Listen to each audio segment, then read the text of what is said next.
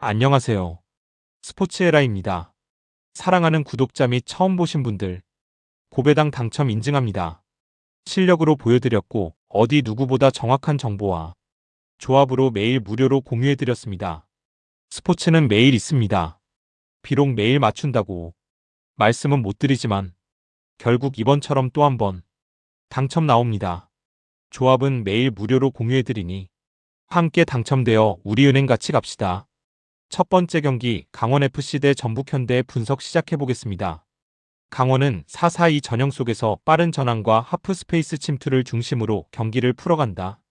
김건희는 등지기와 침투를 병행하며 수비 라인을 흔들고 김대원은 안쪽으로 파고드는 움직임으로 전환의 속도를 끌어올린다.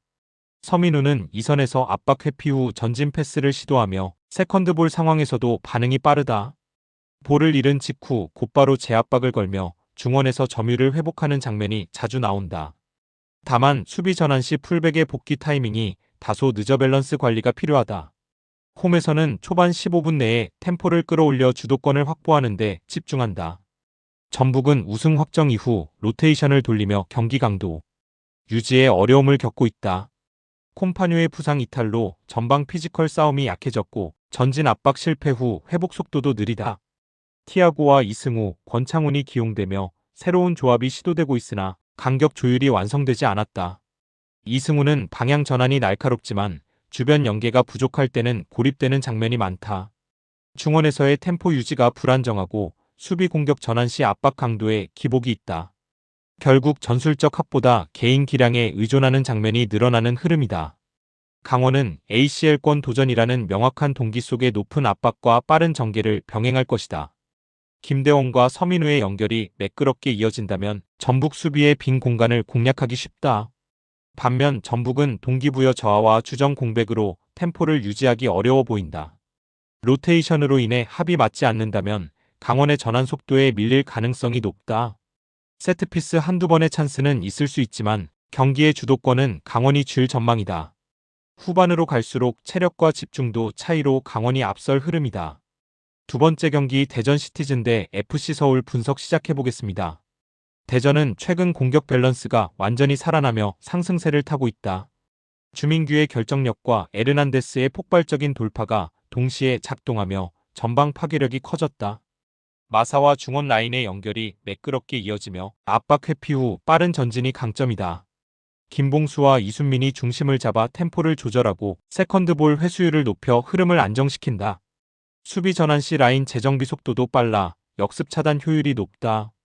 홈 경기에서는 전방 압박과 점유율 모두 후반으로 갈수록 우위를 점하는 패턴이다. 서울은 4-4-2 전형을 유지하지만 전방과 중원의 간격이 벌어져 압박이 매끄럽지 않다. 둑스와 안데르손이 전방을 이끌지만 이선 링가드와의 연계 속도가 느려 전진 리듬이 끊긴다. 중원은 이승모 류제문 조합이 공수 전환에서 안정감을 주지 못하고 있다. 빌드업 과정이 매끄럽지 않아 점유권이 쉽게 상대에게 넘어간다. 수비에서는 포백 간격 유지에는 안정적이지만 세컨드볼 처리의 일관성이 떨어진다. 결국 공격 루트가 단조롭고 원정에서는 이 약점이 더욱 드러난다. 대전은 중원 장악력과 전방 결정력 모두 서울보다 완성도가 높다. 주민규의 득점 감각과 에르난데스의 돌파가 서울의 수비를 시험할 것이다. 서울은 링가드 중심으로 전개하려 하지만 지원이 늦어 흐름이 자주 끊긴다. 전환 속도 차이가 경기의 양상을 결정할 가능성이 높다. 홈의 응원 속에 대전이 초반부터 템포를 주도하며 찬스를 만들어낼 것이다. 서울이 수비적으로 버텨도 공격 전환의 완성도에서 밀릴 확률이 높다. 세 번째 경기 경남FC 대 서울이랜드 분석 시작해보겠습니다. 경남은 3-4-3 포메이션을 바탕으로 좌우 폭을 넓혀 전개한다. 브루노 코스타와 카릴의 패스 연결이 전방 전환의 중심이며 해난이 마무리를 담당한다. 하지만 최근 경기에서는 윙백 복귀 타이밍이 늦어 측면 공간을 자주 내주고 있다. 세컨드볼 대응도 불안정해 상대의 역습에 쉽게 흔들린다. 중원 압박이 약해 후반 체력 저하 구간에선 간격이 크게 벌어진다. 결국 라인 유지가 흔들리면 수비 밸런스가 무너지는 패턴을 반복한다. 서울이랜드는 4-3-3 전형을 활용하며 경기 템포 조절 능력이 뛰어나다. 에울레르와 오스마르가 중원에서 짧은 패스로 흐름을 안정시킨다. 후반에는 롱패스 전환으로 템포를 높이며 상대 체력 저하를 공략한다. 허용준의 돌파와 가브리엘의 침투가 하프 스페이스에서 위협적으로 작용한다. 세트피스에서는 에울레르의 킥도가 높아 득점 가능성이 크다. 압박 회피 후 빠른 전환 능력으로 상대의 수비 타이밍을 무너뜨린다. 경남은 빌드업 전개 속도는 좋지만 후방 안정감이 부족하다. 이랜드는 전반에는 리듬을 잡고 후반에는 템포를 끌어올리는 전략을 구사할 것이다. 중원에서의 압박과 탈압박 능력 차이가 경기의 주도권을 가를 요소다. 경남의 측면 복귀 타이밍이 늦는다면 허용준의 돌파가 결정적일 수 있다. 세트피스 상황에서도 이랜드의 정교한 킥이 변수가 될 전망이다. 결국 전환 속도와 체력 유지에서 앞서는 서울 이랜드가 흐름을 잡을 가능성이 높다. 네 번째 경기 수원 삼성 대 충북 청주 분석 시작해보겠습니다. 수원은 4-4-2 전형을 기초로 하되 센터백을 넓게 벌리며 후방 빌드업을 안정시킨다. 이규성이 하강에 전개각을 만들고 일류첸코가 포스트 플레이로 공격의 축을 담당한다. 파울리뉴는 하프 스페이스 침투로 공격 템포를 끌어올리며 컷백 연결이 위협적이다. 측면 풀백의 오버래핑과 레이트런이 맞물려 다층적인 전개 루트를 만든다. 수비 전환도 빠르고 후방 교체 카드의 에너지도 확실한 장점이다. 결국 라인 간격 유지와 전환 속도가 모두 안정적이다. 충북 청주는 3-4-3을 사용하지만 전환 시 수비 라인의 복귀가 느리다. 이창훈이 전방 압박을 시도하지만 고립되는 장면이 잦다. 측면 수비가 1대1 상황에서 자주 밀리며 커버 타이밍이 일정하지 않다.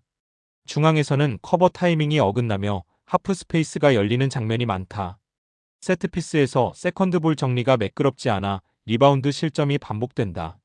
라인을 내리면 공격 템포가 둔화되고 올리면 뒷공간 노출이 커지는 딜레마가 있다. 수원은 후방 빌드업과 전환 속도 모두 충북 청주보다 한 단계 위다. 에일류첸코의 포스트 이후 파울리뉴의 침투 루트가 경기 내내 작동할 가능성이 크다. 청주는 압박 라인이 흔들리며 하프 스페이스 커버가 늦을 것이다. 후방 교체 타이밍 이후 수원의 공격 속도가 더 살아날 전망이다. 세트피스에서도 수원의 세컨드볼 반응이 우위에 있다. 시간이 지날수록 수원의 구조적 완성도가 승부를 가를 흐름이다. 다섯 번째 경기 김천 상무대 포항 스틸러스 분석 시작해보겠습니다. 김천은 주축 자원들이 전역하며 전력 공백이 크다. 중원과 이선의 연계가 끊기며 빌드업이 원활하지 않다. 김인규는 돌파는 좋지만 주변 지원이 늦어 고립된다. 박세진이 중심을 잡지만 압박 회피 능력이 부족하다. 세트피스 수비 불안도 여전하고 라인 유지에 어려움이 있다. 조직력뿐 아니라 심리적 안정감까지 떨어진 상황이다. 포항은 3-4-3 기반으로 짜임새 있는 전술 구조를 보여준다. 기성용이 템포를 조율하며 중앙에서 전환 리듬을 잡는다. 주닝요와 이호재는 공간 활용과 연계에서 완성도가 높다. 윙백들은 하프 스페이스 침투로 폭을 넓히며 공격의 다양성을 만든다. 세컨드 지역 커버가 뛰어나 공수 밸런스가 안정적이다. 경기 운영 능력에서 리그 상위권의 완성도를 보여준다. 김천은 전역으로 인한 전력 누수가 전술적 완성도에 직접적인 타격을 줬다. 반면 포항은 조직력과 리듬 유지에서 안정감을 이어간다. 기성용의 중원 통제가 경기 전체의 방향을 결정할 것이다. 김천이 수비적으로 버텨도 포항의 세컨드볼 점유율이 압도적일 전망이다. 주닝요와 이호재의 연계가 전방에서 수비를 계속 흔들 가능성이 높다. 결국 경기의 리듬과 템포를 지배하는 쪽이 포항이다. 여섯 번째 경기 FC 안양 대 울산현대 분석 시작해보겠습니다. 안양은 4-3-1-2 전형 속에서 밀집 수비와 공중 경합을 병행한다. 못다는 포스트 플레이와 세컨드볼 연결에서 팀 공격의 중심이다. 야구는 못다와의 교차 움직임으로 박스 근처에서 찬스를 만든다.